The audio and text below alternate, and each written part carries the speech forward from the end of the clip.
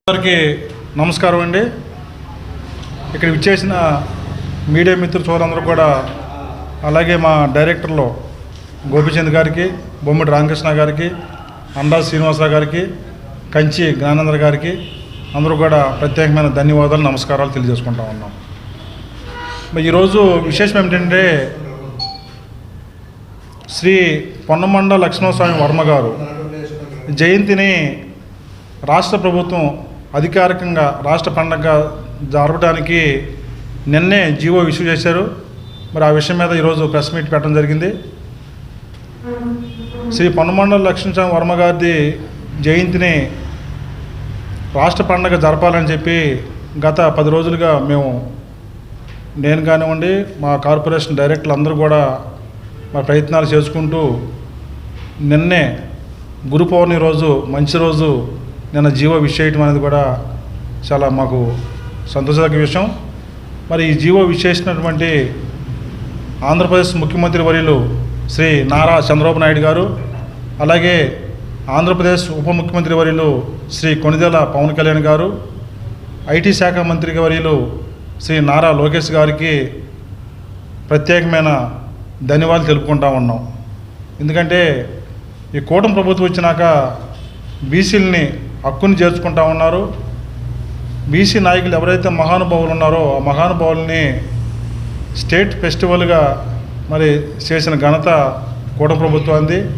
మరి అలాంటి ముగ్గురు నాయకులు కూడా ప్రత్యేకమైన ధన్యవాదాలు తెలుపుకుంటా ఉన్నాం. మరి ఈ ఎపిసోడ్లో, ఈ కార్యక్రమంలో జరపడానికి మాకు అనేక మంది కూడా సహకరించారు. వాళ్ళు ముఖ్యంగా బీసీ సంక్షేమ మంత్రి సబితమ్మ గారు ఇది పండుగ జరపాలని చెప్పి ఆ సబితమ్మ గారు అనేక విధాలుగా అనేక ఐఏఎస్ ఆఫీసర్లతో కూడా అందరితో కూడా మాట్లాడి ఆమె మొట్టమొదటిగా ముందు స్పందించి చేసిన వ్యక్తి సబితమ్మ గారు. అదేవిధంగా అనగాని సత్యప్రసాద్ గారు, ఆ సార్ కూడా అనగాని సత్యప్రసాద్ గారు రెవెన్యూ శాఖ మంత్రి వర్యులు మరి రావడానికి కూడా చాలా మాకు కృషి చేశారు. అలాగే కొల్లు రవీంద్ర గారు, ఎక్సైజ్ మంత్రి వర్యులు రవీంద్ర గారు కూడా మాకు సహకారం చేశారు.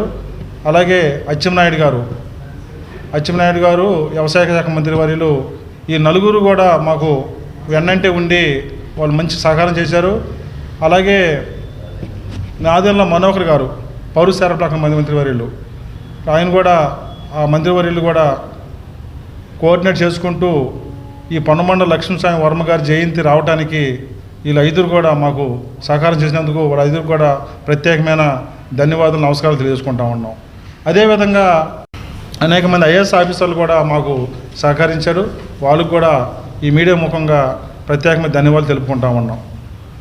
మేము నిన్నే ఆంధ్రప్రదేశ్ ముఖ్యమంత్రి వర్యులు నారా చంద్రబాబు నాయుడు గారిని సెక్రటరియట్లో నిన్న ఈవినింగ్ కలవడం జరిగింది.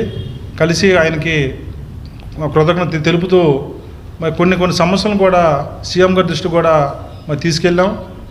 ఆ దాంట్లో ముఖ్య విషయం ఏంటంటే, అగ్నికుల క్షత్రియులకి రాజధానిలో ఒక 1000 గజాలు స్థలం ఇవ్వాలి, స్థలం ఇవ్వండి సార్, మీకు మా జాతికి కూడా ఒక గుర్తింపు వచ్చిందని చెప్పి మేము కోరటం జరిగింది. ముఖ్యమంత్రి వర్యులు దానికి సానుకూలంగా స్పందించి తప్పనిసరిగా మీకు మరి న్యాయం చేస్తారని చెప్పి కూడా చెప్పడం జరిగింది. అదేవిధంగా కొన్ని సమస్యలు కూడా సీఎం గారి దృష్టికి కూడా తీసుకెళ్ళడం జరిగింది. మల్లాడి సత్యలింగ నాయకర్ గారు ఉన్నారు.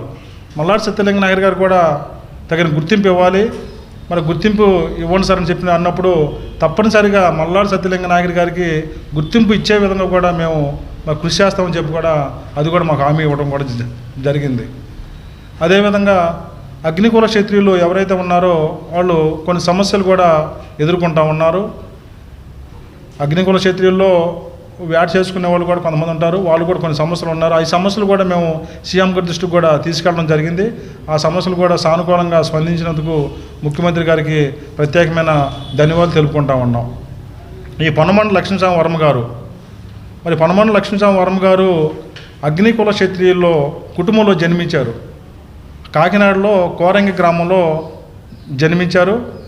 మరి ఆయన 1869లోనే కాకినాడలో మరి వెంకటరెడ్డి గారు శ్రీ వెంగమ్మ పునీతమ్మలకు జన్మించారు. అగ్నికుల క్షత్రియులు కుటుంబాలంటే తీర ప్రాంత గ్రామాల్లో ఉంటాయి అన్నమాట. మరి ఆ గ్రామాల్లో జన్మించిన వ్యక్తి ఆ టైంలోనే ఆ మహానుభావుడు ఈ అగ్నికుల క్షత్రియులు వెనకబడిపోయారు అనే ఆలోచనతో అనేక కార్యక్రమాలు చేస్తూ ఆ టైంలోనే అనేక దానాలు చేస్తూ అగ్నికుల గారికి అండగా నిలబడిన వ్యక్తి శ్రీ పొన్నమండ లక్ష్మీవర్మ గారు. మరి ఆ టైంలోనే ఆయుర్వేద మందులు తయారు చేసి 120 రకాల ఆయుర్వేద రకాలు తయారు చేసి ఇతర దేశాలకు కూడా పంపించి మరి ఎవరైతే వ్యాధిగ్రస్తులు ఉన్నారో వాళ్ళందరూ కూడా బాగు చేయించి ఖ్యాతి పొందిన వ్యక్తి శ్రీ పొన్నమండ లక్ష్మీవర్మ గారు. అలాంటి వ్యక్తి మా అగ్నికుల క్షత్రియ కుటుంబంలో పుట్టడం అనేది మాకు అందరూ కూడా గర్వకారణంగా ఉంది. అదేవిధంగా ఈ అగ్నికుల క్షత్రియులు వెనకబడిపోయారు.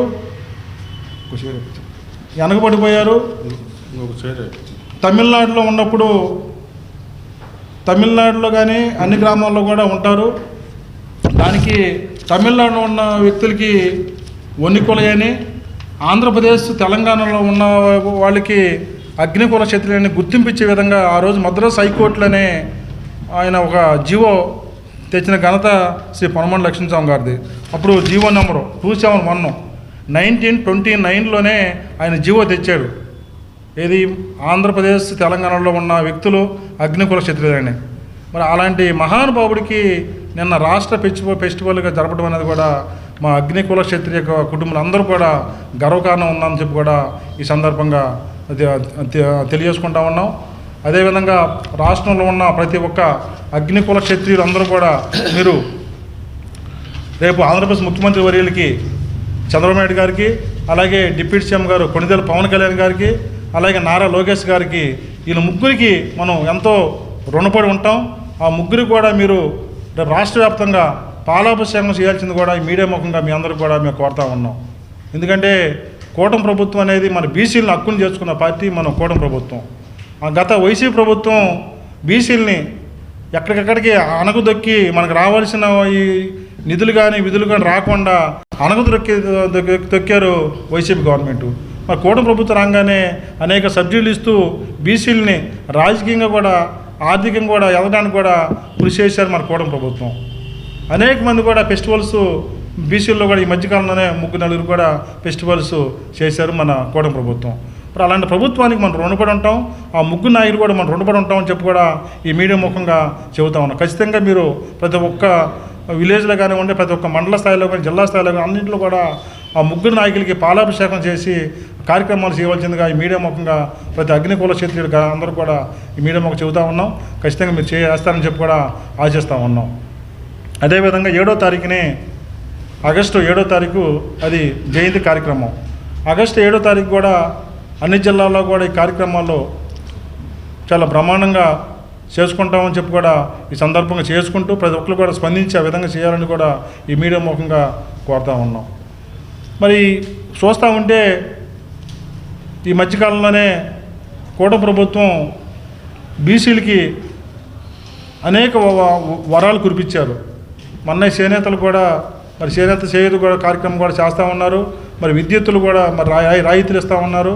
మరి అలాంటి కూటమి ప్రభుత్వానికి అందరూ కూడా మనం అండగా నిలబడాలని చెప్పి కూడా ఈ మీడియా ముఖంగా తెలియజేసుకుంటూ ముఖ్యమంత్రి గారు నారా చంద్రబాబు నాయుడు గారికి, కొణిదెల పవన్ కళ్యాణ్ గారికి, నారా లోకేష్ గారికి మరొకసారి మేము ధన్యవాదాలు తెలుపుకుంటూ మరి సెలవు తీసుకున్నాం. Thank you very much.